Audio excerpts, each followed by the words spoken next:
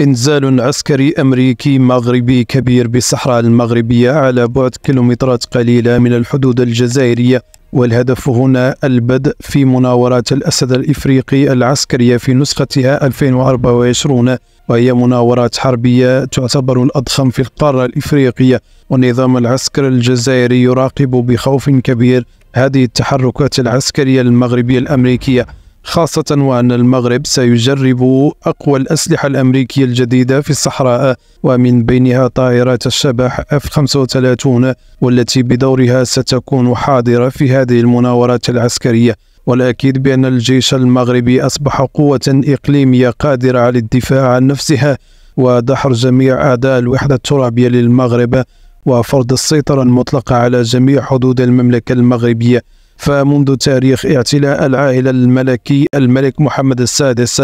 عرش أسلافه المنعمين، كان بمثابة تحول كبير استراتيجي في عقيدة وبناء الجيش الملكي المغربي. وأول ورش اهتم به القائد الأعلى للقوات المسلحة الملكية ورئيس أركان الحرب العامة الملك محمد السادس هو إعادة النظر في الجيش المغربي واعتماد استراتيجية إصلاحية وتحديثية كبيرة، الهدف منها تأهيل الجيش المغربي وجعله في مستوى الجيوش الأوروبية المجاورة كالجيش الإسباني والبرتغالي والتركي. وهذه السياسة العسكرية اعتمدت على دعائم محددة، الأولى هي تطعيم الجيش المغربي بطاقات شابة وبكفاءات مغربية وتحسين الظروف الاجتماعية للأفراد والضباط، وثانيا تزويد الجيش المغربي بعتاد حربي جد متطور يمكنه من الدفاع على تخوم حدود البلاد ويكون في مستوى التحديات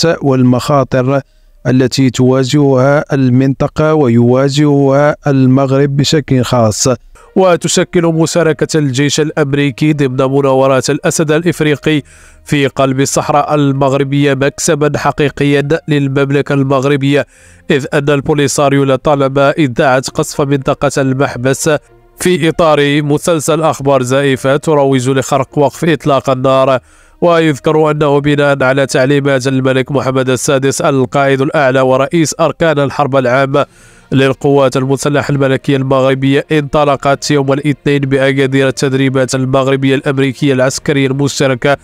الأسد الأفريقي، والذي خلقت الرعب في تندوف، خاصة في صفوف البوليساريو الذين يتواجدون على بعد كيلومترات قليلة من المحبس